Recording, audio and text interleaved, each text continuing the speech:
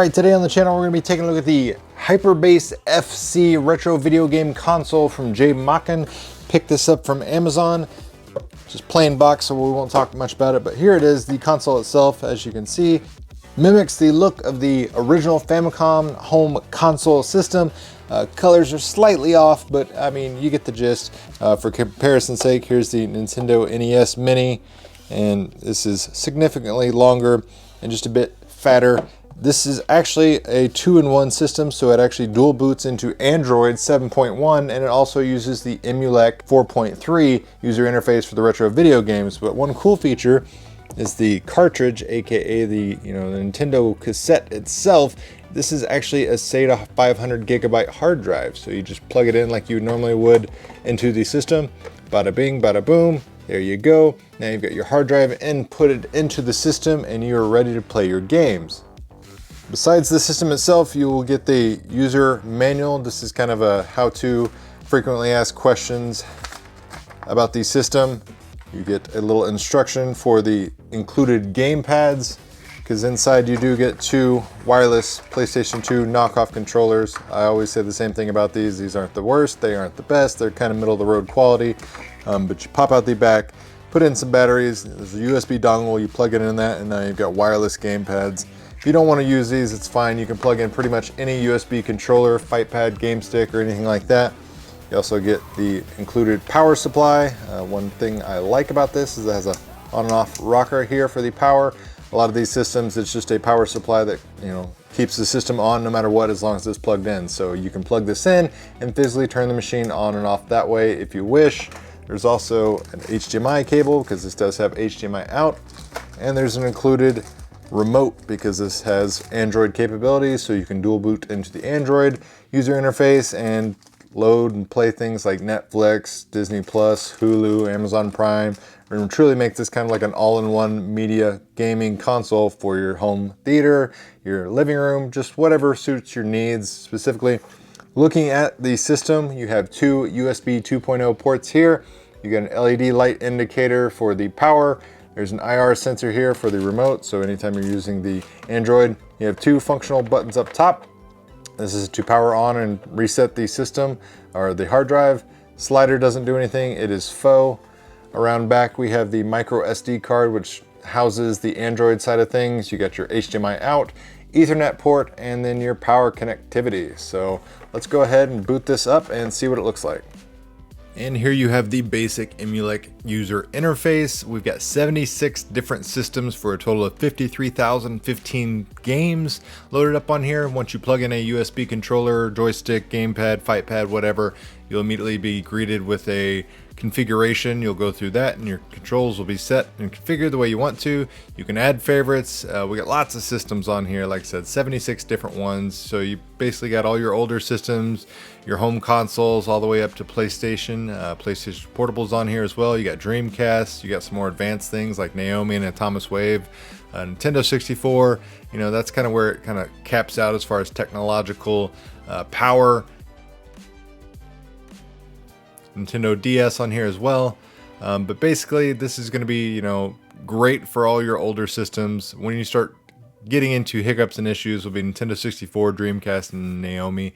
A lot of that, when I say issues, is easily resolved by just choosing a different emulator. Nintendo 64 in particular, I found some issues with some stuttering and sputtering, and all I did is go into the advanced menu options and change the system settings and change the default emulator from one to a different one, and it worked just fine. So if you do run into a hiccup of selecting a game and it gets poor performance, just go into the advanced system settings and change the emulator and see how that works for you. But overall, I'd say 95% of everything I tested on here works great, which is pretty commendable for something that has over 53,000 games. There's not a lot of bloated extra files on here, which is great. I'll always complain about that anytime I test one of these things. There are some extra goofy things on here, like these hacked files. So Nintendo, Super Nintendo, they've got just game hack ROMs that are just really kind of squirrely. They're kind of fun to play around with and, you know, experiment and say, oh, what is this? But for the most part, they're just kind of a waste of space.